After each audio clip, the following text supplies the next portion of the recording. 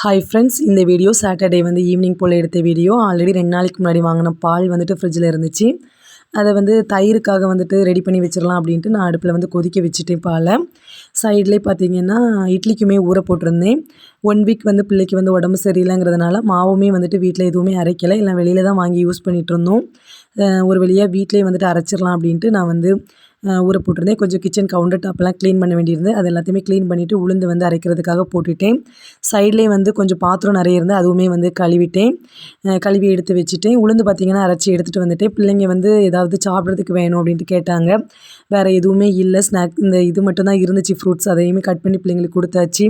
அவங்களுமே டிவி பார்த்துட்டே உட்காந்து சாப்பிட்டுட்டு இருந்தாங்க. நான் அரிசியுமே ஆட்டி எடுத்தாச்சு.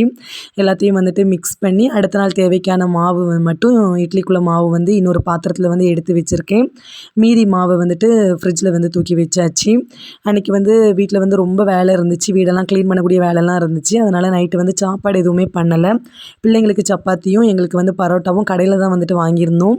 அதை போட்டு நான் சாப்பிட ஆரம்பித்தாச்சு. என்னோடய வீடியோ பிடிச்சதுனா லைக் பண்ணுங்கள், ஷேர் பண்ணுங்கள், கமெண்ட் பண்ணுங்கள். நான் கொஞ்சம் நாளாகவே வீடியோஸ் போடலை. இனி தினமுமே வீடியோ போடுறதுக்காக ட்ரை பண்ணுறேன். சப்போர்ட் பண்ணுங்கள். பாய்.